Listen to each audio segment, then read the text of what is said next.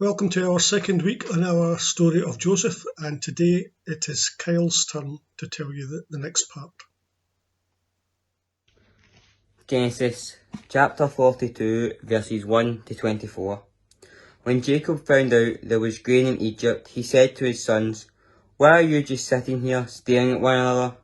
I have heard there is grain in Egypt. Now go down and buy some so we don't starve to death." 10 of Joseph's brothers went to Egypt to buy grain, but Jacob didn't send Joseph's younger brother Benjamin with them. He was afraid that something might happen to him. So Jacob's sons joined others from Canaan who were going to Egypt because of the terrible famine. Since Joseph was governor of Egypt and in charge of selling grain, his brothers came to him and bowed with their faces to the ground. They didn't recognise Joseph, but straight away he knew who they were, though he pretended not to know. Instead he spoke harshly and asked, "Where do you come from?" "From the land of Canaan," they answered. "We've come here to buy grain."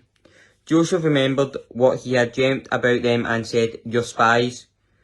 You've come here to find out where our country is weak." "No, sir," they replied. We are your servants, and they will have only to come to buy grain. We are honest men, and we came from the same family. We are not spies." "This isn't so," Joseph insisted. "You've come here to find out where our country is weak." But they explained, "Sir, we've came from a family of 12 brothers. The youngest is still with our father in Canaan, and one of our brothers is dead." Joseph replied, "It's just like I said, you're spies, and I'm going to find out who you really are. I swear, by the life of the king, that you wouldn't leave this place until your youngest brother comes here. Choose one of you to go after your brother, while the rest of you stay here in jail. That will show whether you are telling the truth. But if you're lying, I swear by the life of the king that you are spies."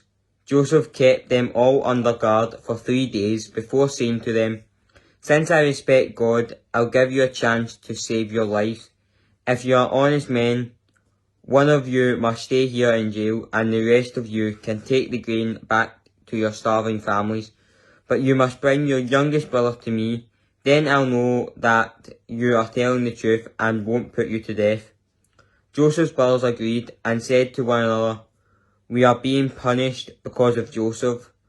We saw the terrible trouble he was in, and we refused to help him when he begged us. That's why their terrible things are happening." Reuben spoke up, "Didn't I tell you not to harm the boy? But you wouldn't listen, and now we have to pay the price of killing him." They don't know that Joseph could understand them since he was speaking through an interpreter. Joseph turned away from them and cried, but soon he turned back and spoke to them again.